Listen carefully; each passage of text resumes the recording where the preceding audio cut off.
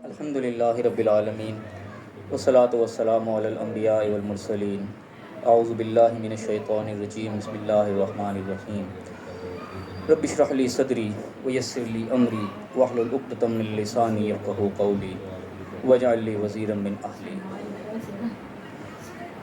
الحمدللہ آج اللہ کی توفیق سے 16 ستمبر 2023 کو ہم اپنے 15 روزہ درس کا آغاز اپنے وقت مقررہ پر کر رہے ہیں۔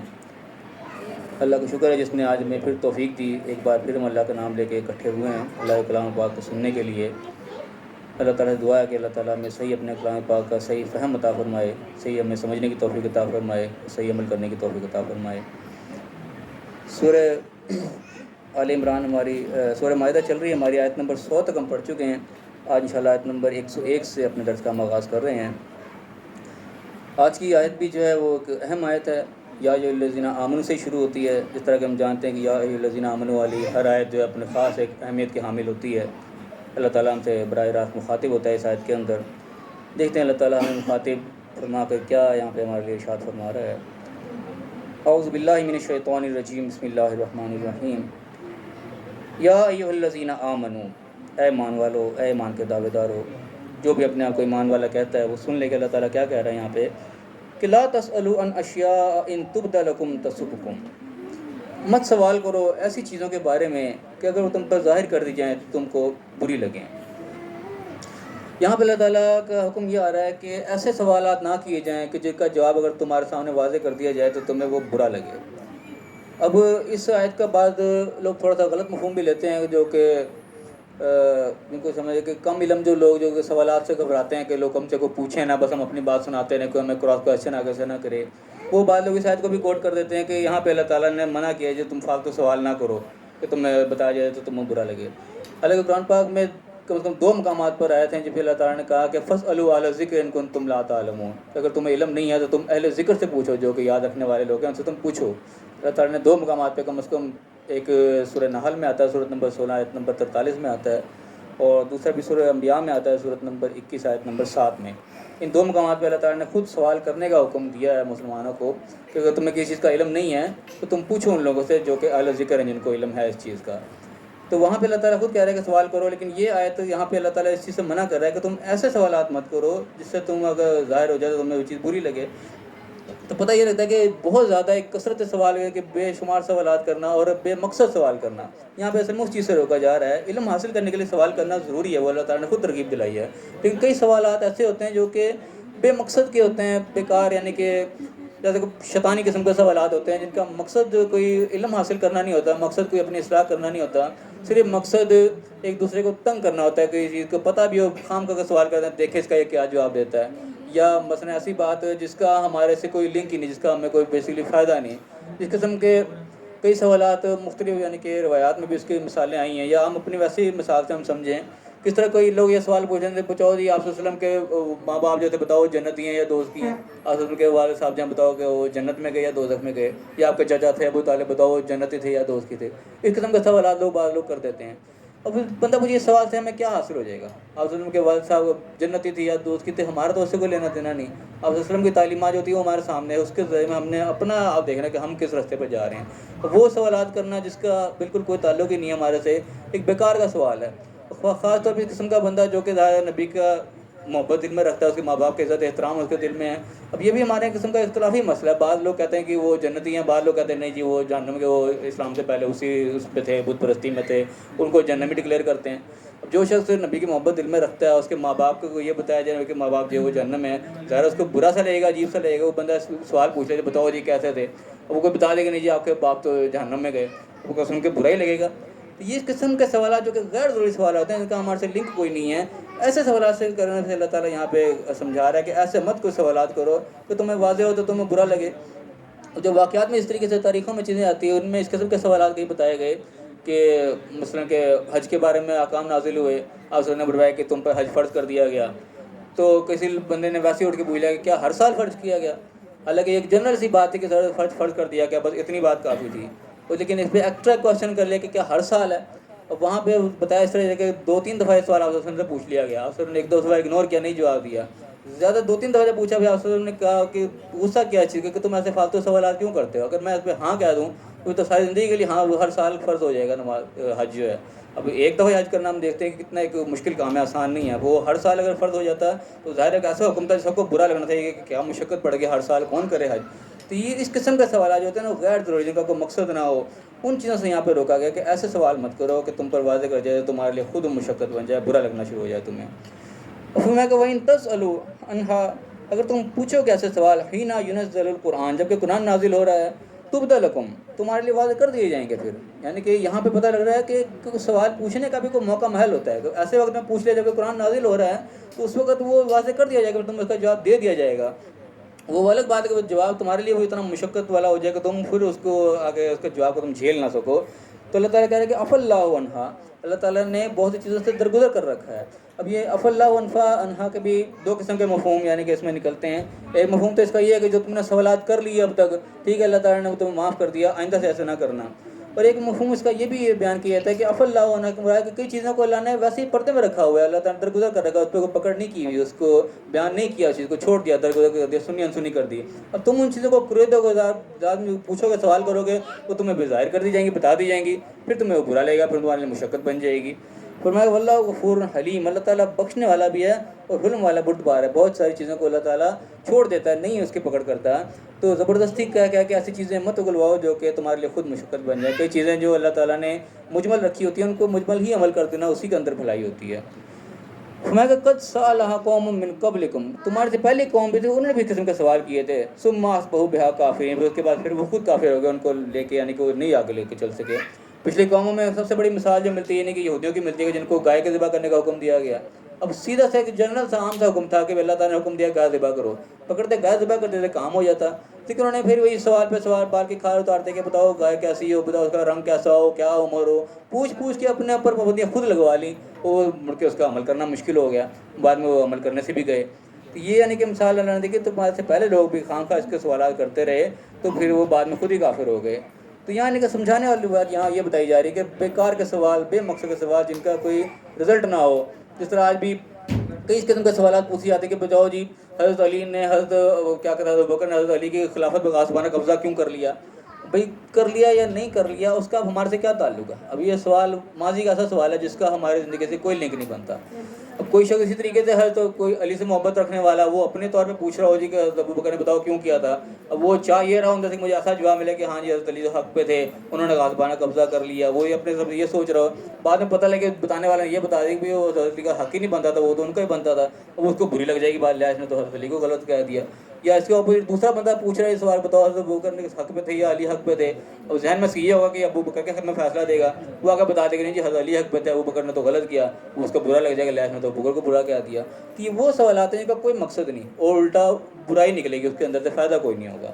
تو اس قسم کے بہت سارے سوالات کئی ہوتے ہیں جو کہ بیکار کے ہوتے ہیں. تو ان بیکار سوالات کو یہاں پہ اللہ تعالیٰ بیسکلی روک رہا ہے کہ تمہارے سے پہلے بھی لوگ اس قسم کے سوال کرتے رہے، پھر وہ خود ان پہ نہیں چل سکے. تم ایسے سوال مت کرو کہ جو تمہارے لیے کام کے نہ ہو، پتہ بھی لگے گا تمہیں برا ہی لگے گا. تو یہ ایک پہلی چیز یہاں پہ ڈسکس ہوئی. اس کے بعد یہاں پہ ایک بات آئی ہے کہ ما جعل اللہ من بحیرۃ ولا صائبۃ ولا وسیلۃ ولا حام، کہ اللہ تعالیٰ نے کوئی نہیں مقرر کیے یہ بحیرہ، صائبہ اور وسیلہ اور حام. یہ چار قسم کے نام آئے ہیں یہاں پہ کہ اللہ تعالیٰ نے ان کی کوئی سند نہیں نازل کی. یہ چار یعنی کہ نام وہ تھے جو انہوں نے خود سے ایک خود ساختہ بنا رکھے تھے. یہ اصل میں ان کے جانوروں کے نام تھے جو کہ مفسرین نے بیان کیے ہیں کہ چار قسم کے جانور تھے. اونٹیاں زیادہ بجائے تھے، اس کی یعنی کہ تفسیر بہت ہے. کوئی کہہ رہے ہیں کوئی اونٹ تھے، کوئی کہتے ہیں کہ اس میں گائے وغیرہ تھی. مختلف ان کے خصوصیات کو انہوں نے اپنی طرف سے گھڑ رکھی تھی کہ جو کہ اس خصوصیت کا حامل ہو جائے گا تو وہ گویا کہ ایک متبرک ہو جائے گا، محترم ہو جائے گا. اس کو خاص طور پہ یہ بتایا جاتا ہے کہ ان کے جو بزرگان دین تھے ان کے نام پر ان کو وقف کر دیا جاتا تھا کہ بس اب یہ ان کے نام سے ہو گئے، اب ان سے کوئی فائدہ نہیں اٹھایا جائے گا. نہ ان جانوروں کا کوئی دودھ پیے گا، نہ کوئی ذبح کرے گا، نہ کوئی سواری کرے گا، کوئی فائدہ نہیں ان سے حاصل کیا جائے گا. تو یہ چار قسم کی کیٹیگریز انہوں نے بنا رکھی تھیں. تو اس کے اللہ تعالیٰ نے یہاں پہ تذکرہ کر رہا ہے کہ یہ اللہ تعالیٰ نے ان چیزوں کو کوئی اللہ نے مقرر نہیں کیا.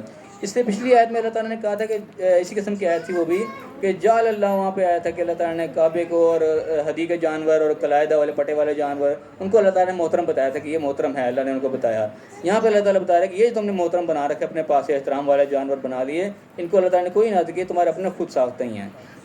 اب یہ یعنی کہ تھے جن کو نا کہ وہ اپنے بزرگان دین جو بتوں کے نام پہ کہتے کہ ان کو چھوڑ دیا کرتے، آزاد چھوڑ دیا کرتے تھے. اب یہاں پہ عام طور پہ مفسرین کے زیادہ تر یہ بتاتے کہ وہ بتوں کے نام پہ چھوڑ دیتے تھے. بیسیکلی وہ بتوں کے نام پہ نہیں چھوڑتے تھے، بتوں سے مراد وہی ہوتے تھے، بتوں کے پیچھے تو ان کے بزرگ ہوتے جن کی وہ چھوی بنا کے رکھتے تھے، وہ ان کو خوش کرنے کے لیے ان کے نام پہ گویا کہ وہ چھوڑ دیتے تھے کہ ان کے نام پہ ہم نے آزاد کر دیا، اب ان جانور سے ہم کوئی فائدہ نہیں اٹھائیں گے. گویا کہ وہ اپنے ان بزرگوں کو ہی خوش کرنے کی کوشش کرتے جن کی وہ مورتیاں بنا کے رکھی ہوتی تھیں. تو ایسی کئی آیات کو نہ صرف وہ بتوں تک کر دیا جاتا ہے کہ بس یہ جو بتوں کے لیے تھی، خاص طور پہ وہ بتوں کو خوش کرتے تھے.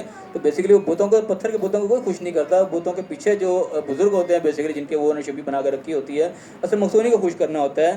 بتوں کی جگہ آج ہمارے یہاں وہ تصویریں لگی ہوئی ہوتی ہیں یا مزار ان کی جگہ پہ آ گئے. آج جو چیزیں مزاروں کے نام پہ چھوڑ دی جاتی ہیں یہ بھی بیسیکلی کہیں کی جگہ اسی جگہ ٹچ کر جاتی ہیں. جس طرح آج کل ہم دیکھتے ہیں کہ 11ویں ہوتی ہے تو کئی لوگ یعنی کہ 11ویں والے کو دودھ جو ہے وہ ادھر ادھر نہیں بانٹتے، وہ نام پہ وقف کر دے کہ یہ دودھ تو اب آج 11ویں والے کا نام پہ جائے گا. اب وہ 11ویں والے تمہارا کوئی تصویر کی وہ نہیں کرنا ہوتا کہ یا کہ وہ مقبرہ یا قبر کی کوئی وہ نہیں کرتا تعظیم، اصل پیچھے بزرگ ہی ہوتے ہیں. تو یہ اس قسم کی چیز ہے جو کہیں نہ کہیں تشبیہ دیتی ہوئی اس وقت نظر آتی ہے ہمارے آج کے معاشرے میں بھی. اب اللہ تعالیٰ محفوظ رکھے، کل کو یہ پتہ لگے یہ بھی اس کیٹیگری میں جا رہی تھی تو سارا معاملہ جو ہے وہ بیڑا غرق ہو جاتا ہے. تو ایسی کوئی بھی چیز جو اس قسم کا شک پیدا کرے ذہن میں، اس سے ہمیں بچنا چاہیے کہ کوئی چیز بھی شرک کی طرف اگر جا رہی ہے نا تو معاملہ بہت ڈینجرس ہو جاتا ہے. کیونکہ پچھلی آیات میں ہم پڑھ کے آئے ہیں کہ اللہ تعالیٰ نے کہا کہ اللہ تعالیٰ جس شرک کیا تو اللہ تعالیٰ نے اس کو جنت حرام کر دی. بڑا سخت فتویٰ جو شرک کے بارے میں اللہ تعالیٰ نے بیان کیا، پچھلے ہم پڑھ کے آئے ہیں. تو کوئی چیز بھی جو شرک سے ٹچ ہوتی ہوئی نظر آتی ہے ہمیں اس سے بچنا چاہیے ہر حال میں. تو یہ یہاں پہ ایک جانور کی جو قسمیں بتائی گئی ہیں ان کے اندر یہی چیزیں تھیں کہ جانوروں کو وقف کر دیتے تھے یا جانوروں کا دودھ وقف کر دیا، وہ ان کے اپنے بزرگوں کے نام پہ وقف کر دیتے تھے. تو آج بھی ہمیں جو اس قسم کی شکلیں نظر آتی ہیں ان سے ہمیں گریز کرنا چاہیے کہ ایسا کوئی ہم کام نہ کریں جو کسی بھی طریقے سے جو ہے کہیں سے شرک کے ساتھ جڑتا ہوا نظر آ رہا ہو. اللہ نے فرمایا کہ اللہ تعالیٰ نے ان سے کوئی چیز مقرر نہیں کی. وَلَكِنَّ الَّذِينَ كَفَرُوا يَفْتَرُونَ عَلَى اللَّهِ الْكَذِبَ، لیکن یہ جو کافر لوگ ہیں، اللہ کے انکاری قسم کے لوگ ہیں، یہ اللہ کے اوپر جھوٹ باندھتے ہیں. یعنی کہ انہوں نے ایک اپنی طرف سے محترم بنا لی چیز کہ یہ جو ہے اب جانور بڑا محترم ہو گیا، بڑا عزت والا ہو گیا ہے، اب اس کے ساتھ کوئی فائدہ نہیں اٹھانا. تو وہ اللہ کی طرف منسوب کر دیتے کہ یہ تو اللہ نے ہمیں یہ چیز کر رکھی ہے. تو اللہ صاحب بتا رہا ہے کہ یہ اللہ کے اوپر جھوٹ افترا ہے، جھوٹ ایک خود ساختہ بات ہے، اللہ نے کوئی چیز مقرر نہیں کی ایسی. وہ اکثر ہم لا یعقلون، اکثر اس قسم کے کرنے والے لوگ بے عقل ہوتے ہیں، عقل سے عاری ہوتے ہیں. تو آج کل بھی اس قسم کے لوگ جو کہ یہ دودھ والوں کو اس قسم کی مثال ہے وہ کر دیتے ہیں. تو بیسیکلی یہ بے عقل لوگ ہیں کہ انہوں نے اللہ کے سوا دوسروں کو ایسا سمجھ لیا اپنا کہ ہم یہ شاید دودھ نہیں دیں گے، ہماری بھینسیں دودھ دینا بند کر دیں گے. اس قسم کے عقائد ہیں، حالانکہ دیکھا جائے تو بالکل عقلی دلائل کے خلاف ہی یہ چیزیں، اس قسم کا کوئی کام اللہ کے نہیں ہے.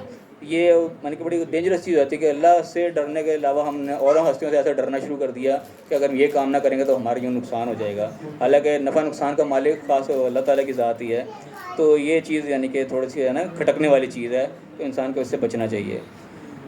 اب میں کہ وَإِذَا قِيلَ لَهُمْ تَعَالَوْا إِلَىٰ مَا أَنزَلَ اللَّهُ وَإِلَى الرَّسُولِ، اور جب ان سے کہا جاتا ہے کہ آؤ اس چیز کی طرف جو اللہ نے نازل کی اور رسول کی طرف آ جاؤ جو وہ بات بتا رہے ہیں، اور اس کے اوپر ہم اکٹھے ہوتے ہیں. قالوا، کیا کہتے ہیں، حسبنا ما وجدنا علیہ آباءنا، کہ ہمیں وہی کافی ہے جو اس پہ ہم نے اپنے آباء و اجداد کو پایا ہے. یہ بالکل اسی قسم کی بات ہے. اس طریقے سے اللہ نے ایک اور جگہ پہ کہا، سورہ آل عمران کی آیت نمبر 64 میں آتا ہے کہ تعالوا الی کلمۃ سواء بیننا وبینکم، آؤ اسی پہ اکٹھے ہو جائیں جو ہمارے تمہارے درمیان یکساں ہیں. یہ بھی اسی کی بات ہے کہ اللہ سب کے یہاں یکساں ہی ہے، نبی سب کے یہاں یکساں ہی ہے، اس میں تو کوئی اختلاف نہیں ہے. تو آؤ اس چیز پہ آ جاؤ جو اللہ نے نازل کیا ہے. قرآن میں دیکھو اللہ نے کیا حکم دیا یا نبی نے کیا کر کے ہمیں دکھایا، اور اس کے اوپر اکٹھے ہو جاتے ہیں. لیکن یہاں پہ بھی لوگ اکٹھے نہیں ہوتے. کیا کہتے ہیں کہ ہمیں وہی کافی جو ہمارے آباء و اجداد نے جس پہ پایا. اور یہ چیز ہم عام طور پہ دیکھتے ہیں جتنے بھی ہمارے یہاں فرقہ پرست قسم کے لوگ ہیں یا تقلید پرست قسم کے لوگ ہیں، ان کو اگر ہم قرآن عزیز کی بات سیدھی بتائیں کہ اور دیکھیں اللہ نے کیا بات کی جو ہمارے تمہارے درمیان ایک جیسی ہے، قرآن کو تم بھی مان رہے ہو، نبی کو تم بھی مان رہے ہو، اور جو چیزیں اللہ نے بتائی ہیں، جو چیزیں اللہ کے نبی نے بتائی ہیں، اور اس پہ تو ہم اکٹھے ہو جائیں. لیکن اس پہ بھی اکٹھے نہیں ہوتے. وہ کیا کہتے ہیں کہ جی ہمارے بزرگ والے جو کرتے آئے، جو ہمارے آباء کرتے بس وہی ہم تو کرتے آ رہے ہیں. کئی جگہ یعنی کہ ایسے آ کے انسان وہ معصوم سا بن جاتا ہے. اپنے رشتہ داروں میں ہم قریب دیکھیں اکثر یہ چیزیں میں نے کہ یار ہمیں تو پتہ نہیں، بس اس طریقے سے بڑے کرتے آ رہے ہیں، ہم بھی بس کر رہے ہیں. یعنی اپنے آپ کو ایک قسم کا وہ معصوم ٹھہرا لیتے ہیں، جسٹیفائی کر لیتے ہیں کہ ہم تو معصوم ہیں، ہمیں تو پتہ ہی کوئی نہیں. غفلت میں ڈال لیتے ہیں اپنے آپ کو، چلو غفلت کو اللہ تعالیٰ ویسے ہی معاف کر دے گا، اس کو پتہ ہی نہیں تھا. لیکن ایسے اللہ تعالیٰ کی معافی نہیں ہوگی. یہ وہ بات ہے کہ کبوتر جیسے آنکھیں بند کر رہتا ہے، بلی کو دیکھے ہے ہی نہیں، وہ ہوتی ہے وہ تو پکڑ لیتی ہے. اس لیے کہ ہم آنکھیں بند کر کے ہم زندگی گزاریں گے نا کہ نہیں بس ہمیں تو پتہ ہی نہیں تھا، اللہ تعالیٰ ایسے نہیں معاف کرے گا. اللہ تمہیں عقل سمجھ کیوں نہیں دی؟ اللہ تعالیٰ کہتا ہے کہ یہ تمہاری آنکھیں، کان، یہ دل جو سوچ سمجھنے کے ہیں، یہ مسئول ہیں تمہارے سوالوں کا اس بارے میں کہ یہ چیزیں تمہیں دی تھی، کیوں دی تھی؟ جانوروں کی طرح تم نے کیوں زندگی گزاری؟ یہ چیزیں سارے جانوروں کے پاس بھی، لیکن وہ اس طریقے سے استعمال نہیں کرتے. آنکھیں اللہ تعالیٰ کہہ رہے ہیں کہ جانوروں کی طرح ہے کہ آنکھیں ہیں وہ لیکن دیکھتے نہیں ہیں، کان ہے لیکن یہ سنتے نہیں ہیں، دل و دماغ ہے لیکن اسے سوچتے سمجھتے نہیں ہیں. تو یہ ہم اگر اس طریقے سے غفلت والی زندگی گزاریں گے، ٹھیک ہے جی ہمارے باپ دادا بھی یوں ہی کرتے آ رہے ہیں، ہم تو بس یوں ہی کر رہے ہیں، وہ بھی دے کے چڑھاتے تھے ہم بھی دے کے چڑھا رہے ہیں، وہ بھی یہ بانٹتے تھے ہم بھی بانٹ رہے ہیں، پتہ کوئی نہیں کر کے آ رہے ہیں، کیوں کر رہے ہیں، کس وجہ سے کر رہے ہیں، اللہ نے کہا بھی ہے، اللہ کے نبی نے کہا بھی ہے، اس طرف نہیں آنا، بس ٹھیک ہے چلے جا رہے ہیں بھیڑوں کی طرح چلے جا رہے ہیں. تو اللہ تعالیٰ نے سخت ناپسند کیا اس چیز کو کہ یہ وہ چیز نہیں ہے کہ تم قبول اگر آنکھیں بند کر کے تو بس ٹھیک ہے تمہاری بخشش ہو جائے گی، نہیں ہوگی. اللہ تعالیٰ سوال کرے گا اس بارے میں.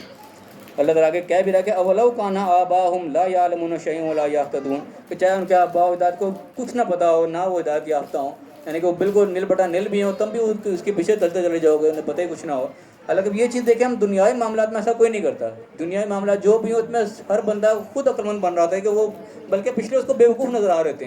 جو بھی ہو پچھلے کہتے ہیں اللہ انہیں کیا پتا تھا، وہ تو بیچارے سادے لوگ تھے. دنیاوی معاملہ میں ہر بندہ خود عقل مند بن رہا ہوتا ہے، کسی بھی اعتبار نہیں کرتا. لیکن جہاں دینی معاملہ آتا ہے وہاں ہم جوڑتے ہیں ٹھیک ہے جی ہمارے بابا دادی، وہاں وہ عقل مند رہ جاتے ہیں، خود معصوم بن جاتے ہیں. تو یہ سیدھا سیدھا اپنے آپ کو دھوکہ دینے والی بات ہے. اس طرح اللہ کہتا ہے نا کہ اللہ کو دھوکہ نہیں دیتے، اپنے آپ کو دھوکہ دیتے ہیں. تو بالکل اس طریقے سے ہم خود اپنے آپ کو دھوکہ دے رہے ہوتے ہیں. پتہ ہے کہ نہیں، حالانکہ وہ کام ٹھیک نہیں ہے، لیکن بس اپنے آپ کو غفلت میں رکھنا، جی بس ٹھیک ہے ہم تو یوں ہی تھے. تو یہ خود اپنے آپ کو دھوکہ دینے والی بات ہے کہ دنیا کے معاملے میں اتنے چلاک ہیں کسی بھی اعتبار نہیں کرتے، اور دینی معاملات میں ہم اتنے بھولے بن گئے بس ٹھیک ہے جو ہو رہا ہے وہ ہو رہا ہے. تو یہ خود اپنے آپ کو دھوکہ دینے والی بات ہے، اور خود اپنے آپ کو یعنی کہ جہنم کا حقدار بنانے والی بات ہے. اس کے بعد اللہ تعالیٰ پھر یا ایھا الذین آمنوا کہہ کے بلا رہا ہے، اے ایمان والو یا ایھا الذین آمنوا علیکم انفسکم، تم اپنی جانوں کا ذمہ دار ہو. سب سے پہلے یعنی کہ تم نے اپنے آپ کو ٹھیک کرنا ہے. جس طرح کہا جاتا ہے نا کہ اسلام نافذ کرنا تو سب سے پہلے اپنی ذات پہ نافذ کرو. اللہ کے قانون اگر تم دنیا میں نافذ کرنا چاہتے ہو تو پہلے اپنے آپ کو اس کا پابند بناؤ. خود تم اسلام کے پیکر بنو گے تب کچھ آگے بات چلے گی. تو یہاں اللہ تعالیٰ کہہ رہے ہیں کہ یا ایھا الذین آمنوا علیکم انفسکم، اے ایمان والو تم اپنی جانوں کے ذمہ دار ہو، تمہاری جان کا وبال تمہارے اوپر ہے. لا یضرکم من ضل اذا اهتدیتم، جو بھی دوسرا کو گمراہ ہے وہ تمہیں کوئی نقصان نہیں پہنچا سکے گا اگر تم ہدایت پر ہو.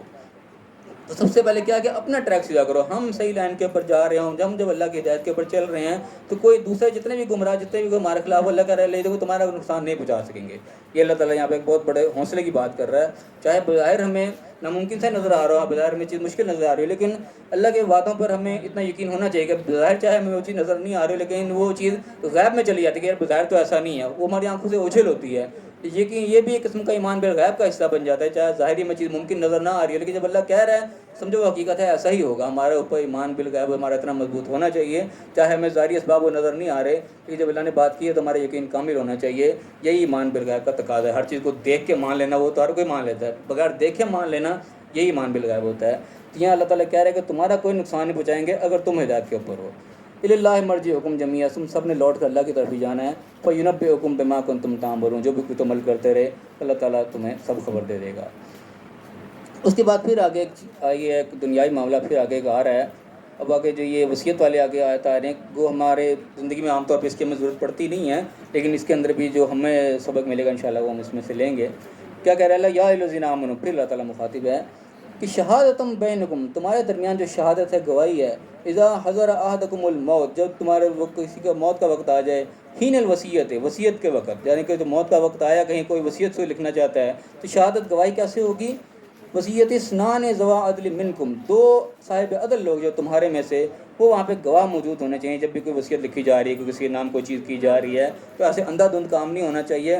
گواہوں کو موجودگی میں ہونا چاہیے، کوئی ثبوت ہونا چاہیے، کوئی اس کے یعنی کہ سند ہونی چاہیے کہ ہاں واقعی یہ کام اس طریقے سے ہوا ہے. او آخران من غیرکم، یا اپنے میں سے نہیں ہوئے تو کوئی غیر میں سے کوئی دو ہو جائیں جو بھی تمہیں وقت میسر ہوں. ان انتم ضربتم فی الارض، یا کہ تم کہیں زمین میں سفر کرو گے، اپنا وہاں پہ کوئی نہیں مل رہا. اذا اصابتکم مصیبۃ الموت، موت کی مصیبت وہاں پہ آن پڑی، ایسا وقت آ گیا کہ انسان لگتا ہے جیسے اب یہ مر جائے گا، کوئی بات اس نے لکھنی ہے، کوئی بات کسی کو پہنچانی ہے، کوئی پیغام پہنچانا ہے، کوئی وصیت لکھ کے دینی ہے، تو پھر دو گواہوں کی یہاں پہ اللہ تعالیٰ اہمیت دے گا. دو گواہوں کے سامنے وہ بات ہو تاکہ کوئی اس کا وہ ہو ذمہ دار کہ ہاں یہ بات ہوئی ہے، گواہ ہونا چاہیے. وَتَحْبِسُونَهُمَا مِن بَعْدِ الصَّلَاةِ فَيُقْسِمَانِ بِاللَّهِ إِنِ ارْتَبْتُمْ لَا نَشْتَرِي بِهِ ثَمَنًا وَلَوْ كَانَ ذَا قُرْبَىٰ، جب غیروں میں سے کسی کو کرنا ہے، باہر والوں میں سے، تو ان تو نماز کے بعد ان سے اللہ کی قسم لینی ہے. گویا کہ وہ نماز پڑھنے والے ہونے چاہیے. ایسے بندے ڈھونڈو، اپنے نہیں ہیں غیر ہی ہیں لیکن ایماندار بندے ڈھونڈو جس کی سب سے بڑی نشانی ہے کوئی نمازی ہونا چاہیے. ایماندار بندے کی پہلی نشانی یہ ہونی چاہیے کہ نماز پڑھنے والا ہو. پھر وہ اللہ کی قسم دے اس چیز کے اوپر کہ ہم کوئی دنیاوی معاملہ ایسے حاصل نہیں کریں گے جو ہم یہ اس وقت یہاں گواہ بن رہے ہیں. ہمارا کوئی قریبی بھی آئے گا، وہ لوکانہ ذا قربا، کوئی قریبی بھی ہوگا تب بھی ولا نکتم ولا نکتم شہادت، ہم گواہی کو نہیں چھپائیں گے، ان شہادت اللہ ان اذا لمن العاصمین، اگر ہم نے چھپائی گواہی تو ہم یقیناً گناہ گار ہوں گے۔ اللہ کی قسم کھا کے اس چیز کی گواہی دیں، چاہے ہم غیر ہیں لیکن ہم ایمانداری سے کام کریں گے، کوئی ہم اس میں دنیائی منفعت اپنی حاصل نہیں کریں گے، جو حق باتوں کی ہم وہی کریں گے، یہ ان سے تم قسم لے لو اللہ کے گواہ بنا کے۔ میں کہ فَإِنْ عُثِرَ عَلَىٰ أَنَّهُ مَسْتَحَقَّ اسْمًا، تو اگر تمہیں اس چیز کا شک پڑے کہ انہوں نے کوئی گناہ کمایا ہے، کچھ انہوں نے بیچ میں کوئی ہیرا پھیری کی ہے، فآخران یقومان مقامہما من الذی استحق علیہم الاولیان، پھر وہ دوسرے پھر کھڑے ہو جائیں کہ جب وہ معاملہ آ جائے کہ کچھ لین دین کا معاملہ پتہ لگ رہا ہے کہ فرق پڑ رہا ہے، پھر جو اپنا مسئلے جو بندے ہوں پھر وہ دو گواہ ان کی جگہ کھڑے ہوں، پھر فیقسمان باللہ، پھر وہ اللہ کی قسم کھا کے کہ شہادتنا احق من شہادتہم، کہ ہماری جو گواہی ہے ان کی گواہی سے زیادہ سچی ہے، یعنی کہ یہ بات کر رہے ہیں کہ اپنی اس بات سے پھر چکے ہیں، ہم جو بات کرنے لگے ہیں کہ ہم ان کے اپنے خاندان کے جو بھی ہیں، ہم جو صحیح بات کریں وہ اللہ کی گواہ بنا کے کہیں کہ ہم جو بات کر رہے ہیں وہ اس سے زیادہ سچی ہے، یہ بات بیچ میں غلط کر رہا ہے۔ تو میں کہ وما اهتدینا، کہ ہم حد سے آگے سے نہیں گزریں گے، ہم بالکل زیادہ سچی بات کریں وہ بھی قسم کھائیں۔ پھر کیا ہوگا کہ انما اذا لمن الظالمین، اگر ہم نافرمانی کریں تو ہم ظالموں میں سے ہوں گے۔ تو میں کہ ذالک ادنی ان یاتوا بشہادۃ علی وجہہا، یہ بات اس سے زیادہ قریب ہے کہ جو پہلے گواہی دینے والے ہیں وہ اس چیز کو دھیان میں رکھیں کہ ہم نے اگر کوئی الٹ پلٹ بات کی تو ہماری گواہی کینسل ہو جائے گی، یعنی یہ غیروں کے متعلق بات ہو رہی ہے کہ اپنے نہیں ملے تھے، وہاں پہ سفر کا معاملہ تھا، وہاں پہ کسی غیر نے آ کے ذمہ داری لی، پھر غیر جب بعد میں وہ وہاں پہ کوئی ہیرا پھیری کر رہا ہے تو پھر وہ جو اپنے تھے وہ وہاں پہ اس کی جگہ قسم کھا جائیں گے کہ بھائی یہ غلطی کر رہا ہے، ہماری قسم جو ہے وہ زیادہ سچی ہے، ہم اکثر بات کریں کہ اصل معاملہ یہ تھا، یہاں پہ یہ گڑبڑ کر رہا ہے۔ تو وہاں سے اگر اپنوں میں سے اور اس کے خطاب قسم کھا لی تو وہ اس کی پہلوں کی قسم وہاں پہ کینسل کر دی جائے گی، تو جو اپنے تھے انہی کے اوپر اعتبار کیا جائے گا۔ اور میں کہ یہ چیز اللہ نے کہا کہ یہ زیادہ اس چیز کے قریب ہے کہ وہ جو پہلے غیر بھی جو قسم کھا رہے تھے وہ اس کو دھیان میں رکھیں گے کہ اگر ہم نے کوئی گڑبڑ کی تو ہماری قسم ویسے کینسل ہو جائے گی۔